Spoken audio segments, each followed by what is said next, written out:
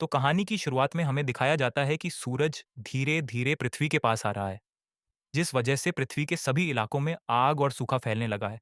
इसलिए जल्दी ही साइंटिस्ट पृथ्वी पर आने वाली सोलर क्राइसिस के खतरे के बारे में पूरी दुनिया में अनाउंस करने लगते हैं, जिसमें वो सभी को बताते हैं कि अगर सूरज इसी स्पीड से आगे बढ़ता रहा तो सूरज 100 सालों में पृथ्वी को अपने बीच समा के खत्म कर देगा और 300 सालों बाद वो पूरे सौर मंडल को ही खत्म कर देगा। इसीलिए पृथ्वी को बचाने के लिए उग यानी यूनाइटेड अर्थ गवर्नमेंट मूविंग माउंटेन नाम के एक प्रोजेक्ट पर काम करने का फैसला करती है। इस प्रोजेक्ट के अकॉर्डिंग साइंटिस्ट काफी सारे बड़े बड़े इंजन्स बनाकर पृथ्वी के अलग अलग हिस्सों में इंस्टॉल कर देंगे, जिसकी मदद से पृथ्वी को सौर मंडल से बाहर ले जाकर बचा लिया जाएगा। लेकिन इस प्रोजेक्ट में काफी खर्चा होने वाला था। साथ ही खाने पीने के रिसोर्स भी दिन प्रतिदिन खत्म होते जा रहे थे, जिस वजह से लोग दंगे और प्रोटेस्ट करने लगे थे। इन प्रोटेस्ट में वो लोग शामिल थे जिन्हें किसी भी अंजाम या खतरों की परवाह नहीं थी, क्योंकि इन लोगों का मानना था कि जो खतरा अभी तक पृथ्वी पर नहीं आया है, उसके लिए गवर्नमेंट इतना बड़ा रिस्क लेकर पृथ्वी और मानव जाति को खतरे में डाल रही है। वहीं दूसरी ओर ओक डिजिटल लाइफ नाम के एक प्रोजेक्ट यानी डीएपी पर बन लगा देती है, जिस वजह से प्रोटेस्ट और भी ज्यादा बिगड़ जाते हैं, क्योंकि डीएपी एक कट्टर ग्रुप था जिसका मानना था कि इंसानों का फ्यूचर सिर्फ कंप्यूटर में है। असल में वो एक ऐसा प्रोग्राम डेवलप करना चाहते थे जिससे इंसान अपने दिमाग को एक डिस्क में अपलोड कर सकता था, लेकिन रिसोर्स की कमी के कारण वो इस प्रोग्राम को आगे नहीं बढ़ा सकते थे। इसलिए रिसोर्स के लिए वो हैकिंग करके उग पर आतंकवादी हमला करते रहते थे। इन सब के बीच उग नोटिस करती है कि उनके मूविंग माउंटेन प्रोजेक्ट से लोगों का विश्वास उठता जा रहा है, जिस कारण काफी सारे लोग इस प्रोजेक्ट को रोकने की कोशिशें कर रहे हैं। पर तभी चाइनीज एसाडर जाओ इस प्रोजेक्ट के पहले पार्ट को कंप्लीट करने का कहते हैं, क्योंकि उनका मानना था कि पहला पार्ट जल्द ही पूरा हो जाएगा और लोगों को दोबारा उनके मूविंग माउंटेन प्रोजेक्ट पर विश्वास होने लगेगा। जाओ कहते हैं कि इस पहले पार्ट को कंप्लीट करने के लिए सबसे पहले चंद्रमा पर मौजूद इंजन्स की टेस्टिंग की जाएगी, क्योंकि हम चंद्रमा को भी सौर मंडल से धकेलने का प्लान कर रहे हैं ताकि पृथ्वी का ग्रेविटी से कनेक्शन टूट जाए। वहीं यूजी इस टास्क को कंप्लीट करने के लिए कई लोगों को एस्ट्रोनॉट्स के रूप में ट्रेन करने वाली थी। इसीलिए वो कुछ सोल्डियर्स को बसे पर इकट्ठा करती है। जहां हम लू नाम के एक पायलट को देखते हैं, तभी लू देखता है कि बसे प्रोटेस्टर से घिरा हुआ है और गार्ड्स उन्हें रोकने की कोशिश कर रहे हैं। उसी वक्त एक प्रोटेस्टर बसे के अंदर घुस आता है, पर हन नाम की लर्डेज की उस आदमी को मारकर नीचे गिरा देती है। ये देखकर ल्यू एच से काफी इम्प्रेस होता है और उसके साथ जिंदगी गुजारने के सपने देखने लगता है। इसके बाद सभी ट्रेन को एक एलिवेटर में बैठकर अंतरिक्ष में भेज दिया जाता है, क्योंकि उनका पहला टेस्ट अंतरिक्ष में होने वाला था। ये अभी तक का सबसे ऊंचा एलिवेटर था। इस एलिवेटर के ऊपर जाने की स्पीड इतनी तेज थी कि कुछ ट्रेनीज बेहोश हो जाते हैं, जिस कारण वो उस स्टेशन को भी नहीं देख पाते जो कि मूविंग माउंटेन प्रोजेक्ट के लिए बनाया जा रहा था। यहाँ सभी ट्रेन को फाइटिंग स्किल्स सिखाते हुए फायर आर्म्स का उसे करना सिखाया जाता है। इसके अलावा उन्हें बार बार एलिवेटर से ट्रैवल करवाया जाता है ताकि उन्हें फ्यूचर में एलिवेटर से ट्रैवल करने में किसी भी तरह की परेशानी का सामना ना करना पड़े। साथ ही सभी का मेडिकल टेस्ट करके उन्हें डेली एक्सरसाइज करवाई जाती है। इस ट्रेनिंग के दौरान लू और एच एक दूसरे को पसंद करने लगते हैं और उन्हें प्यार हो जाता है। फिर एक दिन ल्यू गार्ड को सिगरेट की घूंस देता है और बसे के अंदर एक गुलदस्ता ले आता है, जिसे वो एच को देते हुए उसे प्रपोज कर देता है। इसी सुबह एस्ट्रोनॉट्स का एक नया बैच वहां आता है और एलिवेटर में शामिल हो जाता है। तभी अचानक से बसे में मौजूद ड्रोन्स बाहर आने लगते हैं, जिससे इंजीनियर्स को पता चलता है कि उनका सिस्टम हैक हो गया है। इसी दौरान एलिवेटर अपने शेड्यूल से पहले ऊपर जाने लगते हैं। दूसरी ओर एलिवेटर में शामिल हुए नए एस्ट्रोनॉट्स अपने कपड़े बदलने लगते हैं। तब लू और हन नोटिस करते हैं कि नए एस्ट्रोनॉट्स ट्रेनीज के नाम की यूनिफॉर्म पहन रहे हैं, जिससे वो समझ जाते हैं कि वो लोग कोई एस्ट्रोनॉट्स नहीं बल्कि आतंकवादी है। यहाँ बसे में सभी ड्रोन अटैक करके आग लगाने लगते हैं, जिन्हें रोकने के लिए पायलट उन पर अटैक करते हैं, लेकिन ड्रोन पर निशाना नहीं बना सकते थे, क्योंकि साइंटिस्ट ने सिस्टम को इस तरह बनाया था कि वो अपने ड्रोन पर अटैक ना कर सके। वही ड्रोन हैक हो चुके थे, इसलिए वो सिस्टम पर अटैक कर रहे थे। इस तरह अटैक करते हुए ड्रोन एक एलिवेटर को नीचे गिरा देते हैं। दूसरी तरफ एलिवेटर में आतंकवादी सभी ट्रेन से उनकी ईद चुराते हैं और सभी गेट्स को बंद करके ट्रेन की कुर्सियों को लॉक कर देते हैं। यहाँ जो भी उन लोगों को रोकने की कोशिश करता है उन्हें बुरी तरह पिटा जाता है। इस एलिवेटर के दूसरे रूम में लव होता है, जो कि अपनी कुर्सी छोड़ देता है और अपने चश्मे का उसे करके गेट की लॉक स्क्रीन को धूप से जलाकर गेट ओपन कर लेता है। इस गेट की दूसरी साइड जाकर लू देखता है कि उसका एक साथी बुरी तरह घायल है, क्योंकि आतंकवादियों ने उसे बुरी तरह पिटा था। इसीलिए ल्यू उन आतंकवादियों के पीछे जाता है और उनसे लड़ने लगता है। इस फाइट में एक आतंकवादी ऊंचाई से गिरकर मर जाता है, जिसके बाद लू एक फायर एक्सटिंग्विशर को लेकर दूसरे आदमी का पीछा करता है। इस बीच वो आतंकवादी चोरी की गई ईद से एलिवेटर को स्टेशन तक पहुंचा देता है। ठीक उसी समय ड्रोन उन पर एक मिसाइल से अटैक करते हैं। इस दौरान बसे में साइस्ट 550 सी नाम के इंटेलिजेंट क्वांटम कंप्यूटर की मदद से सिस्टम को हैकर से सेव कर लेते हैं, जिसके तुरंत बाद ड्रोन जमीन पर गिरकर ब्लास्ट हो जाते हैं और फिर साइंटिस्ट द्वारा एलिवेटर को वापस नीचे खींच लिया जाता है। यहाँ लू अभी भी उस आतंकवादी से डीडीडीएच रहा था। तभी है एक मैकेनिकल हाथ की मदद से विंडो को तोड़ देती है और लू के पास आकर उस आतंकवादी को मारने में उसकी मदद करती है।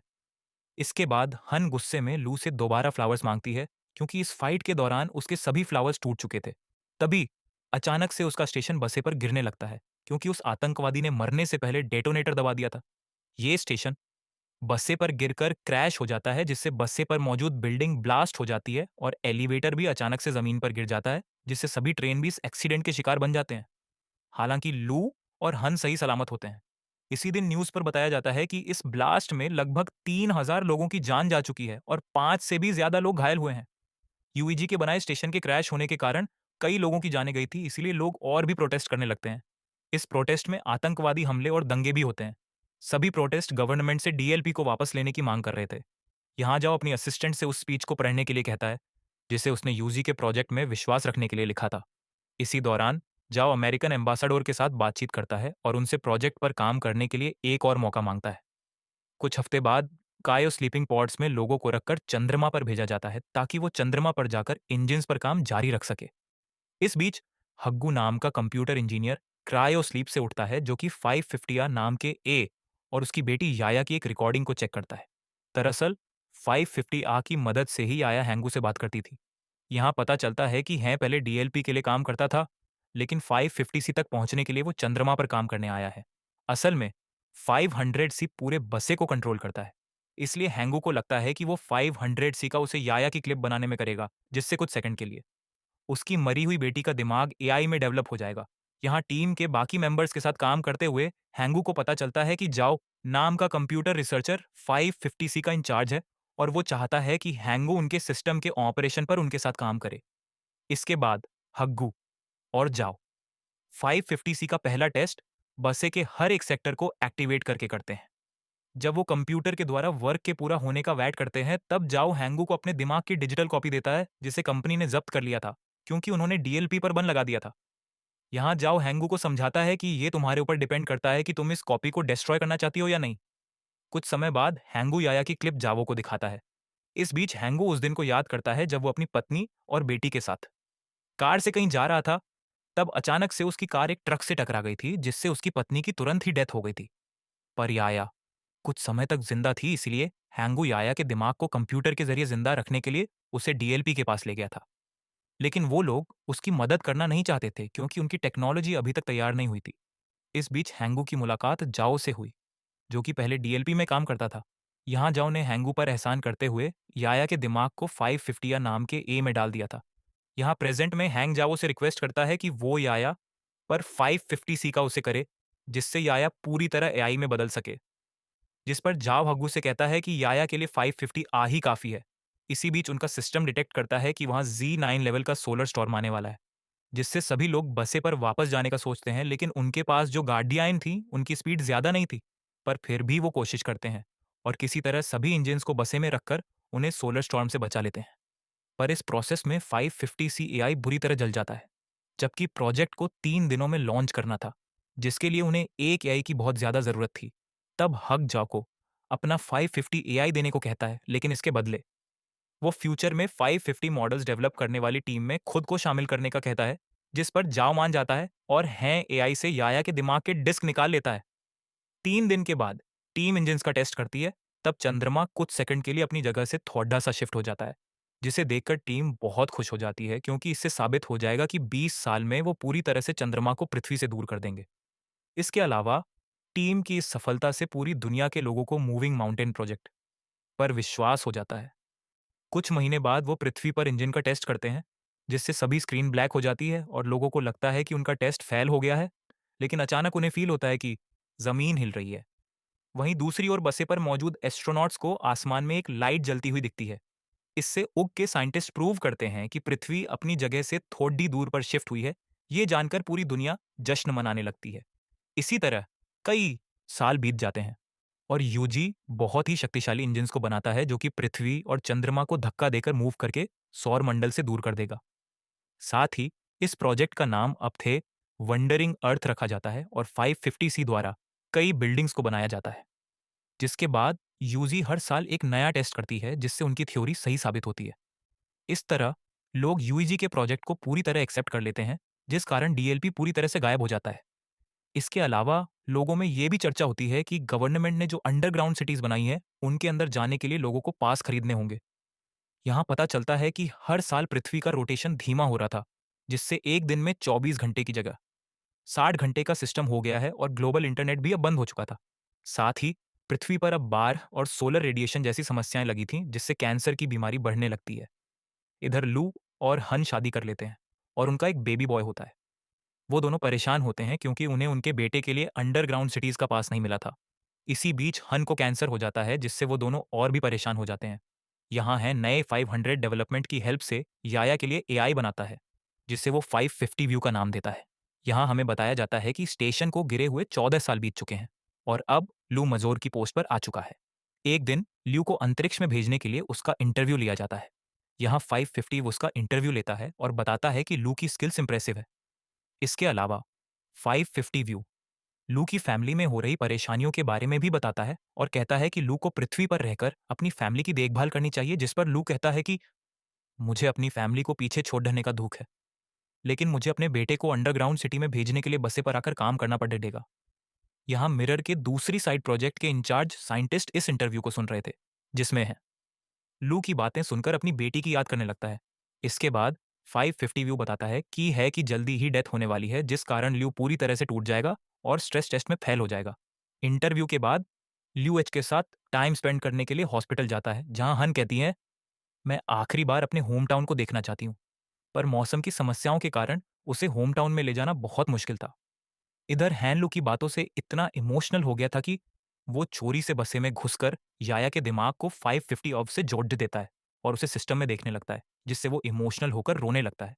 तभी जाओ गार्ड्स के साथ वहां आ जाता है और हैंगू को समझाने लगता है कि उसे याया की डेथ को एक्सेप्ट करना होगा, जिस पर हग्गू मना कर देता है और याया को पूरी तरह से 550 व्यू में अपलोड कर देता है, जिससे चंद्रमा के सिस्टम में तुरंत प्रॉब्लम आना शुरू हो जाती है और सभी इंजन फेल होने लगते हैं। इसके बाद गार्ड्स हैंग को पकड़ डीडीएच लेते हैं और अपने साथ ले जाते हैं। इधर जाओ याया के डिस्क को निकालकर 550 ऑफ को बंद कर देता है। इस बीच लू अपने पुराने दोस्तों के जरिए एक जैक उधार लेता है और हन को उसके होम टाउन ले जाता है। कुछ ही समय में वो शंघाई सिटी में लैंड करते हैं, जो कि अब बर्फ से जमी हुई बंजर जमीन बन चुकी थी। दोनों सितारों को देखते हुए बातें करते हैं, जहां हन लू से कहती है कि मैं समय आने पर शान से मरना चाहती हूँ। यहाँ यूजी के लोग हैंग के द्वारा की गई सिस्टम प्रॉब्लम्स के बारे में बात करते हैं और नोटिस करते हैं कि ये उस हैकिंग की तरह ही है जो कुछ सालों पहले ड्रोन और एलिवेटर के साथ की गई थी। इसीलिए सभी 550 ऑफ के सिस्टम को हैक करके सही करने का सोचते हैं, लेकिन वो हर बार ब्लॉक हो जाते हैं।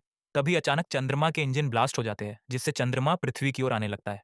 दूसरी तरफ जाओ समुद्र के पास खड़ीडी डेचा होता है और सभी देशों के लीडर्स को एक इमरजेंसी अलर्ट सेंड करता है, क्योंकि सुनामी धीरे धीरे बारिश रही थी जो जल्द ही जमीन से टकरा जाती है। इस इमरजेंसी के कारण लू को भी वापस ड्यूटी पर बुलाया जाता है। वही लीडर्स पहले से ही अंडरग्राउंड सिटी को खोलना शुरू कर देते हैं ताकि वो सुनामी से लोगों की जान बचा सके। यहाँ लू के मिशन पर जाने से पहले ही एच की डेथ हो जाती है, इसलिए उनके बेटे को एच के पिता अंडरग्राउंड सिटी में मिल जाते हैं। इस बीच जाओ यूजी से सपोर्ट मांगते हुए कहता है कि उन्हें पृथ्वी के सभी परमाणु हथियारों का उससे करके चंद्रमा पर अटैक करना होगा, ताकि वो चंद्रमा को पृथ्वी से टकराने से रोक सके, जिस पर सभी देश अपने अपने हथियार सौंपने के लिए मान जाते हैं। इस बीच जाओ हगू से मिलने के लिए जेल में जाता है और उसे बताता है कि वो पृथ्वी के इंजन्स को जल्द से जल्द एक्टिव करना चाहते हैं, लेकिन इसके लिए उन्हें ग्लोबल इंटरनेट को फिर से एक्टिव करना पड़ेगा।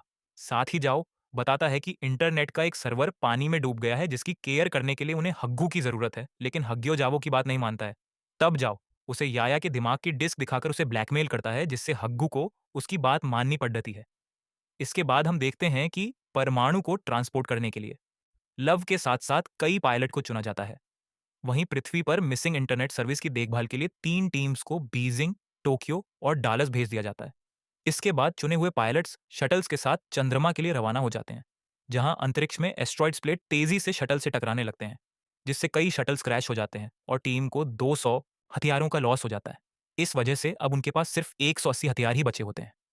थोड़ी ही देर में बाकी के शटल्स चंद्रमा की सतह पर आ जाते हैं, लेकिन तभी एस्ट्रॉइड्स एक शटल को हिट कर देता है, जिससे लव की शटल भी क्रैश हो जाती है। इसीलिए उन्हें मजबूरन जमीन पर उतरना पड़ी रज्जता है। इस दौरान उन्हें 384 हथियारों का फिर से लॉस हो जाता है। यहाँ बचे हुए लोग टेप को ढूंढने लगते हैं ताकि वो उनके टूटे हुए हेलमेट को ठीक करके अपने घाव पर पट्टी कर सके। इसके बाद वो लोग तय करते हैं कि वो लोग बचे हुए हथियारों को पैदल ही चंद्रमा पर फिट कर देंगे, पर लून नहीं चाहता था कि इस काम को करके यंग लोग मारे जाएं, इसलिए वो अकेला शटल से बाहर आकर गेट को बंद कर देता है। यहाँ पृथ्वी पर तीनों टीम सर्वर की जगह पर पहुंचकर पानी के नीचे चली जाती है, जहां ड्रोन और स्पेशल टूल्स की मदद से हैंगू की टीम बिल्डिंग में जाती है और सर्वर का दरवाजा ढूंढने लगती है। लेकिन जब वो दरवाजे को जबरदस्ती खोलते हैं तो उनका एक आदमी बुरी तरह घायल हो जाता है। तब जाओ उसके घावों को सही करने की कोशिश करता है, लेकिन उनके पास घाव को ठीक करने के लिए कोई सामान नहीं था, जिस कारण उस आदमी की डेथ हो जाती है। जिसके बाद हैंग एंड जाओ इंटरनेट को वापस लाने के लिए कनेक्शन बनाने का डिसीजन लेते हैं। दूसरी तरफ लू हथियारों को एक ट्रक से ले जाने लगता है। तभी अचानक चंद्रमा का मलबा पृथ्वी से टकराता है, जिस वजह से बिल्डिंग हिलने लगती है और कुछ हार्डवेयर जाओ के पैर पर गिर जाते हैं, जिससे वो बुरी तरह फंस जाता है। तभी उस रूम में पानी भरने लगता है। दूसरी ओर है, अपने ड्रोन की मदद से भी रूम का गेट नहीं खोल पा रहे थे, इसलिए जाओ उसे जल्दी से पासवर्ड के दे देता है। पर इस दौरान जाओ की पानी में डूबने से डेथ हो जाती है। इसके बाद चंद्रमा का मलबा पृथ्वी की मजोर लोकेशंस को डिस्ट्रॉय करने लगता है, जिससे अंडरग्राउंड सिटीज में जा रहे लोग पैनिक होने लगते हैं। वहीं उईजी में जाओ को बुरी खबर मिलती है कि उनके पास परमाणु हथियारों का एक साथ ब्लास्ट करने के लिए समय नहीं है, जिससे जाओ उम्मीद खो देता है। और तभी उसका एक आदमी उसे सॉल्यूशन बताता है कि अगर वो अंतरिक्ष में और भी एस्ट्रोनॉट्स को भेज देंगे तो हथियारों को मैन्युअली ब्लास्ट किया जा सकता है। यानी कि सभी एस्ट्रोनॉट्स को अपना सैक्रिफाइस करके दुनिया को बचाना होगा। इस ऑपरेशन के लिए 300 लोगों की जरूरत थी। यहाँ एक पुराना पायलट कहता है कि ऐसा करना हमारा कर्तव्य है, पर यंग लोग फ्यूचर की देखभाल करने के लिए है, इसलिए उनका सैक्रिफाइस ना किया जाए। उस पायलट की बात मानते हुए सभी पुराने पायलट्स को एस्ट्रोनॉट्स की टीम के साथ चंद्रमा पर पहुंचा दिया जाता है, जहां लो उन्हें आता हुआ देखकर चौंक जाता है, लेकिन उसका कम्युनिकेटर टूट गया था। इसीलिए वो पृथ्वी पर वापस लौटने से पहले अपने पुराने टीचर और ट्रेनिंग पार्टनर्स को गुड बाय नहीं बोल पाता है। दूसरी ओर यूजी बताती है कि टोक्यो और डालस के सर्वर वापस आ चुके हैं, लेकिन बीजिंग का सर्वर अभी तक नहीं आया है। यहाँ बीजिंग में हम हैंगू को देखते हैं, जिसके रूम में पानी भरने लगता है और वो के को सही कंप्यूटर से नहीं जोड़ खींच पाता। तभी चंद्रमा पर एस्ट्रोनॉट सभी परमाणु हथियारों को ब्लास्ट करने लगते हैं। ठीक उसी समय है भी उसकी माइंड डिस्क को एक कंप्यूटर से जोड़ देता है, जिससे चंद्रमा पूरी तरह ब्लास्ट हो जाता है। पर अब चंद्रमा का मलबा तेजी से पृथ्वी की ओर आ रहा था, इसलिए पृथ्वी को जल्द ही वहां से हटाने की जरूरत होती है। यहाँ है याया की क्लिप को एक्टिव करता है और उसे की दिखाकर अंदर से इंटरनेट को एक्टिव करने के लिए कहता है। तभी रूम में पानी भर जाता है, जिससे हैंगियो की भी डेथ हो जाती है। वहीं चंद्रमा का मलबा पूरी दुनिया में गिरने लगता है। तभी यूईजी इमरजेंसी मैसेज भेजकर बताता है कि उनका मिशन फेल हो चुका है, जिससे शहरों में दंगे होने लगते हैं। वहीं जाओ हार नहीं मानता और अपनी टीम को इंजन में आग लगाने को कहकर उन्हें उलटी गिनती शुरू करने को कहता है। इसी दौरान बीजिंग में हैंग का दिमाग अचानक कंप्यूटर के अंदर एक्टिव हो जाता है, जहां वो अपनी बेटी से दोबारा मिलकर बहुत खुश होता है। इसके बाद हैंग एआई में जाकर इंटरनेट सर्वर को एक्टिव कर देता है। तभी जाओ के आदेशों का पालन करते हुए एक आदमी इंजन को स्टार्ट कर देता है और फिर देखते ही देखते पृथ्वी मूव करने लगती है और चंद्रमा के मलबे से बच जाती है। ये देखकर पूरी दुनिया के लोग जश्न मनाते हैं। यहाँ ल्यू शटल से ही पृथ्वी को हिलते हुए देखता है, इसलिए वो जल्दी से वीडियो रिकॉर्ड करता है ताकि वो अपने बेटे को ये सीन दिखा सके। दूसरी ओर है और याया के दिमाग का बैकअप 550 ऑफ में एक साथ मिक्स हो जाता है। इसके बाद हमें 7 साल बाद का सीन दिखाया जाता है, जहां पृथ्वी वापस से 24 हूर के सिस्टम में आ चुकी है और जाओ रिटायर्ड हो चुका है। लेकिन अब उनकी असिस्टेंट यूजी में उनकी लीगेसी को आगे बढ़ा रही है। अब क्योंकि चंद्रमा से उनको कोई भी खतरा नहीं है, इसीलिए वो अपने प्लान का सेकंड पार्ट शुरू करते हैं, जिसमें वो 10 साल के अंदर जुपिटर प्लैनेट के पास से उड़ीडी देंगे और फिर पृथ्वी को हमेशा के लिए सौरमंडल से बाहर कर देंगे। इसलिए इंजन्स पर नजर रखने के लिए एक स्पेस स्टेशन बनाया गया है, जिसका इंचार्ज लव है।